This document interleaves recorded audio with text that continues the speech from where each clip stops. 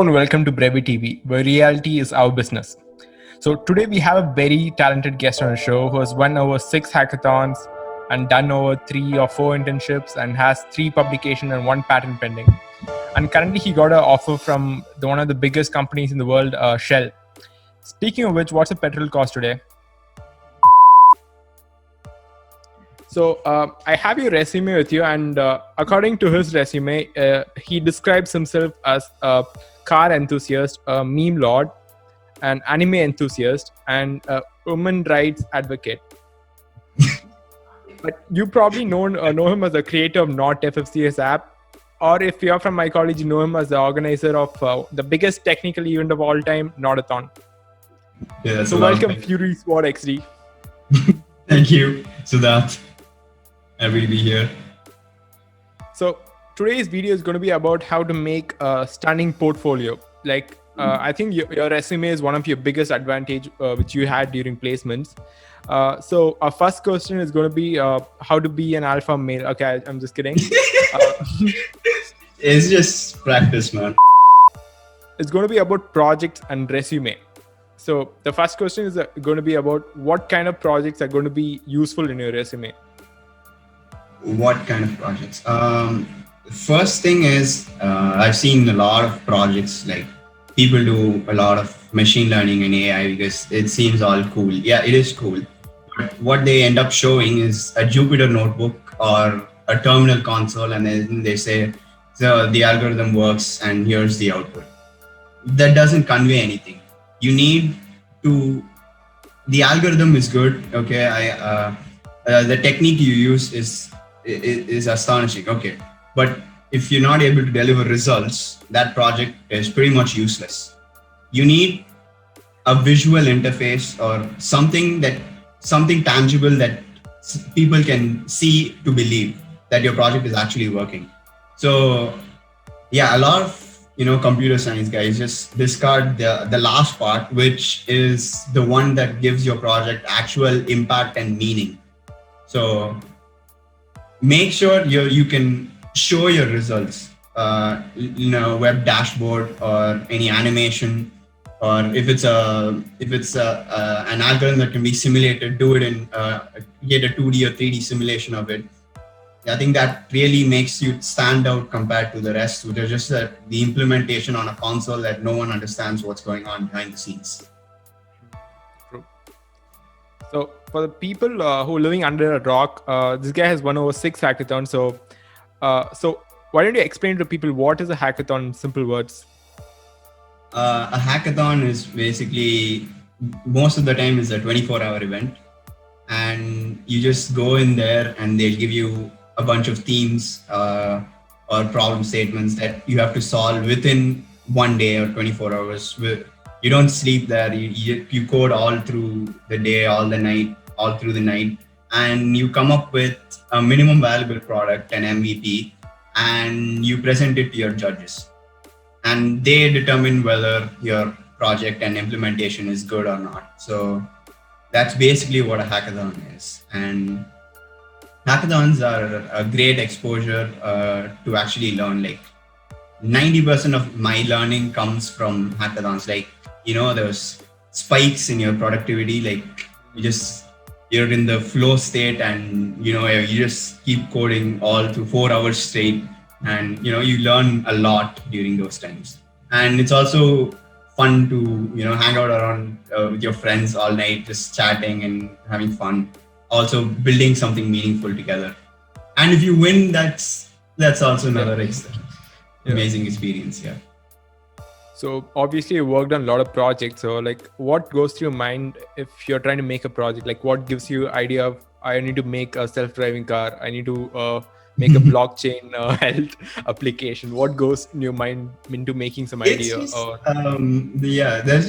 just watch YouTube, and then there'll be some, I know there's a lot of controversy around this guy, but he's good to get into, he's actually pretty good if you want to know the hip terms in AI ML. I'm talking about Siraj Rawal, you just watch him. You don't follow him. You just look, he's like a news guy. You don't regard him as like computer science genius or something. Take him with a grain of salt, like a news anchor who tells you about cool stuff that's happening in AI and ML, and use him as a news source, and then do your own research on it, and with that create some interesting, innovative solution, and you might actually win hackathons and stuff. That has been my track record till now. So speaking of doing projects and hackathons, so how important do you think is valued as a projects and hackathons add in your resume? Did it help you in any way, like adding it in your resume? You don't get much real world experience in 99% of your college life. Like, sure, projects help, but even teachers don't have that much time to evaluate your projects, and they only see the application part of it. But when you go to a hackathon, the judges only give your your project's novelty and application part only around 20% weightage. The rest is how you present yourself, how you present your idea, whether it's marketable, whether it's sustainable, and whether it's profitable. Like these kind of you get almost zero business exposure in regular projects that you do for college. So these kind of things you learn only like on the job or on hackathons. So hackathons are a good way to get real world experience before you're actually out in the real world. So when you build MVPs, you need to take in consideration, like, I have only 24 hours, so you might have like hundreds of ideas, so you have to boil it down to 3 main features that you want to show off. So you have to pick the 3 best, and then like allocate your time. I want to do this much, and then if it takes long, okay, I can't do the 3rd one. Okay, let me focus on the 1 and 2 the most, and make sure it's complete and foolproof. Yeah, so that kind of experience you get only through hackathons. So some of the events you have won, you're competing against hundreds of teams and you managed to win. So what do you think your team got that other teams doesn't have? Like, what makes you win events such as the events you just won? One main thing would be my presentation skills. Like while on the stage, I don't have any stage fear or something. I can talk about things that I love for like hours. And also while demoing your project, I'm good at video editing. So video editing and like adding VFX to your project, actually, even if your project is actually literally shit, video editing can get you through the last mile. Like people really disregard this, and they show this bland HTML site with no CSS. They'll have one text box to enter some input, and then they show off their project. But with a few animations and bootstrap and some matching colors, you can actually convince the judges much more rather than others. So that was, and also like I've mentioned before, the business aspect. Almost 99% of them do not bring up that thought at all during hackathons. They have their idea and they think it'll be successful, and then they don't do any analysis on whether it's actually possible in the real world, whether this is just a fun pet project that there is just out of this time, and it needs to have impact in the real world, and that adds massive value while you're presenting it to your judges. True. Even like just like you said, if from a judge point of view, you're already like 1 hour into the hackathon and you're seeing you already saw 10 drowsiness detection projects, and you see one guy presenting his login page for 10 minutes in a row. Yeah, exactly. Wait, who cares about your login? It's contained into Django. Nobody cares about your login, man.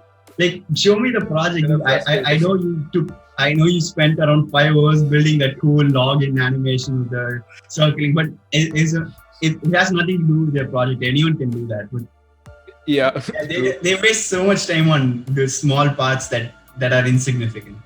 Also, the people who are presenting the slide, sometimes they use Times New Roman font number 5. They make a huge Exact para. Comic Sans. You can't even Comic read it. Sans on a professional project. Oh my god! Like, come on, guys, be professional. Never use Comic Sans. I tell you, never use Comic Sans. Yeah. So you see a lot of computer science engineers in your batch. What do you think is the most important skills like everyone should learn, which they don't have in general? One is, a lot of people don't know Git. Yeah. Git is extremely useful and it will save your life hundreds of times. When your hard drive crashes or you fail to save or you did you just broke the entire program because of your stupid change that you didn't test properly. Git will save your life thousands of times. Learn Git. It's a version control tool. Learn Git, use GitHub, save your projects on GitHub to show it to the whole world. So you need to know multiple languages like C++ has awesome like 3D support because it's it's super fast compared to others. So you can learn libraries like OpenGL or like just to understand how graphic cards work and stuff. Like, that's good to know. JavaScript is, I'd say JavaScript is the future. You can do pretty much anything you want in JavaScript. Mobile app, JavaScript. Web server, JavaScript. You want to automate deployments, JavaScript. You can do that JavaScript. So anything and everything you want, you can do in JavaScript. But I know she's a pain to learn because of it's all this messed up syntax and stuff. But once you get the hang of it, JavaScript is, and I would say even it's even better than Python in terms of its async IO capabilities. You don't have to. It's not always synchronous. And this is one most important point of JavaScript. If you understand how JavaScript works, you will have mastery over asynchronous events. What I mean by that is, in Python, you write one line, the interpreter will execute that, and then it goes to the next line, and then it goes to the next line. But in JavaScript, it's not like that. Well, it is like that, but there are certain events like set timeout, set interval, or something, where you have events that happen, you could say parallelly, but it's not technically parallel, but you can assume it's all as close to parallel as possible. Like, so you know how asynchronous tasks are handled, and like where you might need to synchronize them back together. You'll know where you need to wait for certain thread to finish. Not exactly a thread, but still, for simplicity, I'll call it a thread. Where a certain thread finishes, and then where all your data needs to sync in for the next lines of code to execute. So if you understand, like if you get into the hang of JavaScript, you will have a breeze in asynchronous operations. Yeah.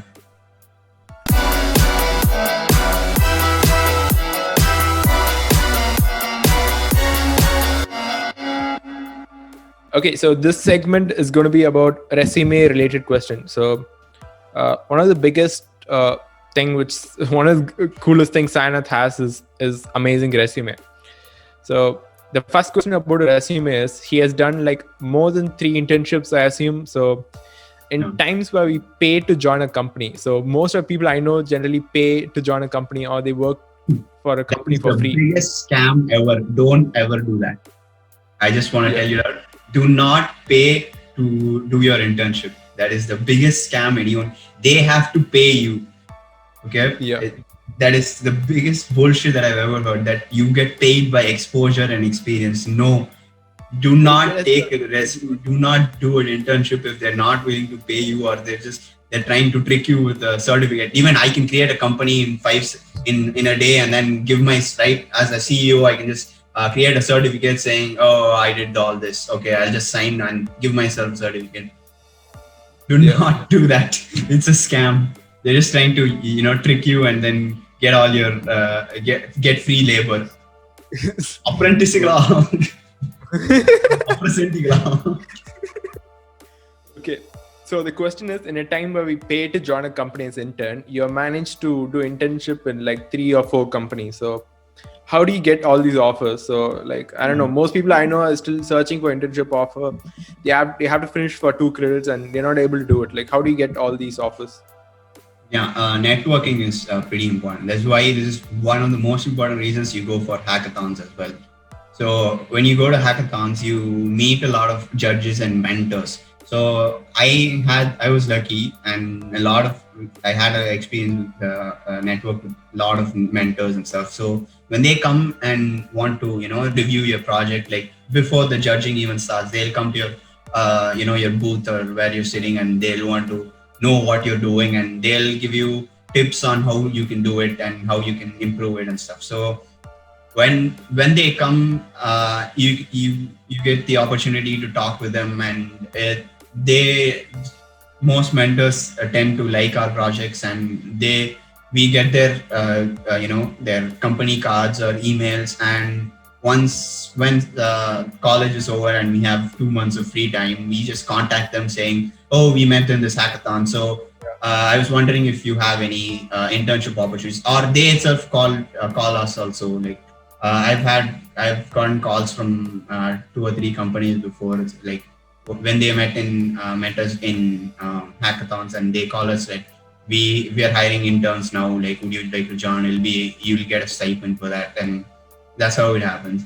I didn't actually explicitly go to LinkedIn and like search companies and stuff, and okay, I want to intern here, I'll just send a cold mail to them and hoping whether they'll reply or not. No, like by going to hackathons, they know I'm credible, they know I've got the skills, they know what I can do, so they'll be happy to entertain you as an intern. So you're basically trying to like use this hackathon as a medium to like sell yourself. Exactly. Yeah. That's good. So the next question is going to be about your paper section. So you have worked on something called neat and autonomous cars. So like, what is it? So it's basically like human evolution. Like, how did humans evolve as a species? Like, we was just random serendipitous discovery that we came up, like we discovered fire accidentally, and then we came up with the wheel, and then technological advancements slowly happened. Like early humans barely struggled for survival. Right now we just order Swiggy and we get meat on the go. Where they had to hunt and kill for food. So that's basically the approach here. So in the beginning, these AI cars don't have no idea what to do, and they just randomly roam around, go crash into stuff. And through sheer randomness, one of them knows how to go through the course without crashing. And then once one of them finds out, we exploit that trait, and then let it populate the next generation. And then the next generation, almost all of them will know whatever the previous generation did, and then they will follow the route same way. And then in that generation, there'll be another genius discovery, and then that is passed on to the next. So it's just how humans evolved cars without giving any input, data for the neural network. It just learns on its own to trial and error over several generations to navigate a course. Yeah, that's basically neuro evolution through augmenting topologies. Cool. Okay. So the next question is, we saw your skills section in your LinkedIn, and it was kind of endless. Like you kept adding new stuff. Yeah. Web development, mean stack, HTML, CSS. You add like so much skills. So like, how do you manage to learn so much in like a short amount of time of 3 years? I wouldn't say it's short. I've been into coding since I guess 12 or 13.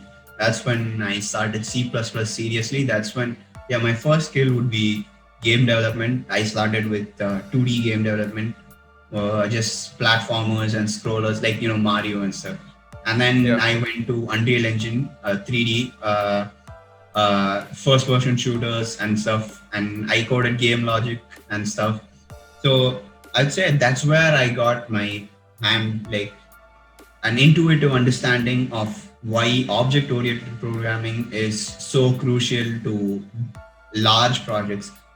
Till now, even second year or third year, you won't understand the importance of object-oriented programming, because most of your programs will come about how many, maximum 200 lines, I guess, and you will never have the far sight of understanding why we break down into these small components, and why this modularity is so important to reduce the number of errors that can happen in runtime and stuff, like, and how easy it is to manage your code. That is that is a pain in the ass if you're writing thousands of lines of code in just one stretch. So I had the intuitive understanding of why object-oriented programming is the necessity for it when I was like around 11th or 12th itself. For my 12th project, I actually built a 2D game engine. When you have this final review, I gave this huge. You had to print all your code and give it to them. I had this whole like one dictionary size book, and then I gave it to him. It's like the first question: where did you get it from? I was like, oh my god, you little piece of shit. I worked on that for 8 months, and then another question is why did you work on it? Like I remember back in my school.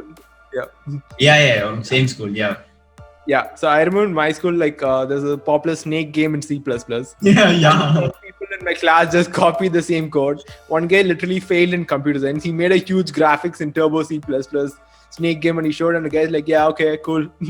Cool, I have to believe you have nothing else to do. So why do you even spend your time working on such projects? Like, it's like, because I like doing it, that's all. Like, if you don't like it, you can't do it. It's as simple as that. Wait, I think we've digressed. Like, what was the question again? Like, what were we talking about? I have no idea what was the question now. Okay, what was the best project, and then we moved to how do you learn so much in a short amount of time? It was not a short time. So once I understood, like, once you understand one language, it's very easy to transition into others which follow the same structure, because it's all the same. It's just a few syntaxes and few functions that are different from each other. But 90% of the time, it's like the same thing. So once I got a hang of C++, and in college we had Python first. So I was like, C++, after coming from C++, I was like, and I Python till then. I was like, what? I wrote hundreds of lines for this. You can do this in just one line in Python. I was like, what? This is so easy. What?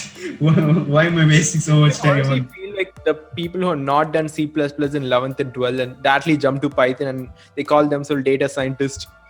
Yo man, I know TensorFlow, import scikit-learn, linear regression. I'm a data scientist. Like, they're like spoiled, or like how I'm a deep learning engineer. Import Keras. So object-oriented program very important, but nowadays like people are like, yeah, fuck that shit. Okay, I can't swear. Okay. Bleep it out. I get Robin bleep it out. Okay. Again, like how I can learn fast. So once you have a base established, it's pretty easy to switch languages and learn new things on top of it. So HTML, CSS, that's pretty simple. There's just there's a structure, and once you get the hang of it, there's nothing much more to learn in it. And then and then web development, like once you understand like how HTTP works, and like get, post, put, patch, and all those stuff, like how internet works, creating web servers will be you'll understand that. And You have frameworks like once you get the hang of Flask and Django, you're pretty much set for full stack development, and you can create a REST APIs in like a couple hours easy. And after that, I moved to JavaScript. I learned React. Once you know React, you can create front ends for websites. You can create Android applications. You can create iOS. It's cross-platform. You just write once, you can deploy anywhere. So once you know React, so like full cycle. You can create. You have an idea. You can create a server for it. You can deploy it on free stuff like free containers like Heroku, and then you have an app that to contact that server. Full cycle. You can create the entire app. You can create the entire product. So that's also like I have this whole cycle of tools that I know and I can use. That is also one of the main reasons I can win hackathons a lot. True. Yeah. So like one thing which I generally find among people is like they try to learn something subject because they have a course on it. Suppose we had IWP course, right? I think that's a point when most of the CS brands try to get into web development. So we had no course for virtual and augmented reality. So like, why did you get into that, like VR and AR? Yeah, because like I said, I've been a gamer since I was like 2 years old, and I had a computer since I was born. So I've been playing games on my PC like throughout my entire life. So around like 12 or 13, I decided like, why not I make my own game itself? Like that's where it started. I got into game development, and like I said, 2D, 3D. And I found out Unreal Engine, and that's the best game development game engine in the world, I'd say. Since I knew how to do game development, I was also able to use that for VR and AR simulations and like actual products for companies, and they really liked it. So that's how it. Well, so since you have done like around 4 internship, like which skills what companies look for, which skills the company like, I don't want those skills. Like, so based on it, which do you think is the most valuable skill? Full stack developer, game development, or mobile development, or AR VR? Like, which do you think more people? AR VR is not in production right now. Like it's still, most companies are still only doing research in it. So there is not a lot of jobs there, but the pay is quite high. But it's not yet in India. Yeah, and that's what I mean. Like it's still, most of them they're still doing research on it, and it's not available for the mass yet. Like for most companies, but so there's only very limited jobs there. But I guess if you get into a good company, like I think the pay is pretty good there. Full stack, anyone can do it right now. So it's become saturated with 90 everyone. Like everyone's doing full stack right now. But even everyone is also doing mobile application through Java and Swift. That market is also saturated. But I'd say React Native and Flutter. These are two new fields in mobile development. So a lot of people don't know how React and Flutter works. So there is a vacancy there where you can fill. Like you can go there. Like one guy will be there standing. Oh, I can create mobile applications. Like he'll be like, can you do on iOS as well? You'll be like, no, I can only do Java and on Android. And the same case, I only know Swift and I can only develop iOS. When you go there and I can do both at the same time. It massively reduces costs for the company as well. You just hire one guy to do 2 jobs, and you can also demand higher pay than them because something that most other people don't know. And while if you compare by performance, there's not a big difference writing native applications and doing it in React Native and Flutter. So over there is a vacancy there. I think even data science is getting, kind of saturated these days. Everyone wants ML AI because that's where the hype is right now. So everyone's doing the same I've thing. seen this as an ad of Great Wales or Great Lakes or some institute, and Virat Kohli and all the cricketers were there promoting data science, and they got them without their permission. They just put a picture. Like at this point, they're trying to attract anybody. Like Yeah. Okay, so you want to make a hackathon group. So which among these people will you consider to be a teammate? Chintu from White Hat Junior, Mr. Chintu from White Hat Junior, Siraj Rawal, or Michael Reeve? Oh, which Michael Reeves are you talking about? Okay, not the one you know. I mean, not the one you know. Definitely Michael Reeves. Why Michael? Because he can actually do something and not compared to the other two. They just talk. Chintu from White Hat Junior. Like, come on, man. Like, what can he do? Come on, man. He's just gonna be like 9.7 waiting for them. I mean, the judge will like get on stage, will fight each other. Like, I want that guy. I want to suck his socket. Yo, I got a 99% completion certificate from White Hat Junior. Chintu be like. Okay. Yeah. Okay. No, sorry. Okay. So when it comes to placements, what you notice is you don't like for clearing the first round. I think you notice like your skills really doesn't matter. You've seen people. You might have felt like people are like, "Hey, I'm better than him," but he got a job. I didn't. You might have thought that at some point of time. Yeah, I definitely did. Yeah. And I feel like the biggest differentiator was CGPA, and I think you would agree with me. So how important do you think is CGPA when it comes to like placements? Yeah, but it's quite sad though. But still, I guess there's no other metric, especially in this time. Like you don't have the time to filter out so many candidates and go through them. You need some metric to just eliminate everyone as quickly as possible and then just focus on whatever is left. I understand the motive, but it is also quite sad. Like because I know a lot of people, they don't even me. Like I don't study at all. Like for exams, I come at in the morning.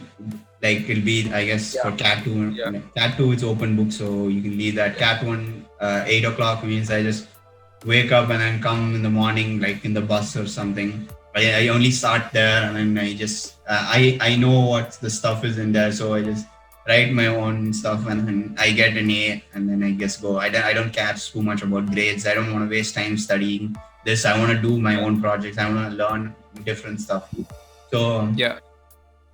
So I had problems because I'm not 9, but I was 8.95. So I didn't get to write a lot of companies because of my 0.05 difference. And another bullshit is this attendance criteria. It's so ridiculous that I had to come to college and all. Like, while like if you're 9 you don't have to come to college at all.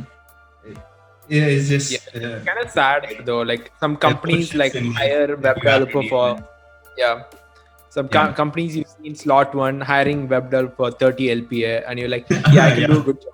And they're like, no, if you don't have a CGPA, you're not going to get selected. It's kind of sad, but the truth is there's no other metric for them to classify. Like CGPA is the only way which which can equate everyone.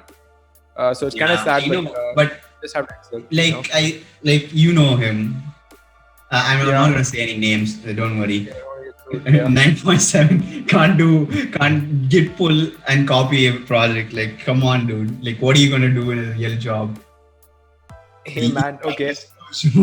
I've got perfect CGPA. And Rob, sleep out some of those parts. We don't want to get sued. We're already poor. Okay. Okay.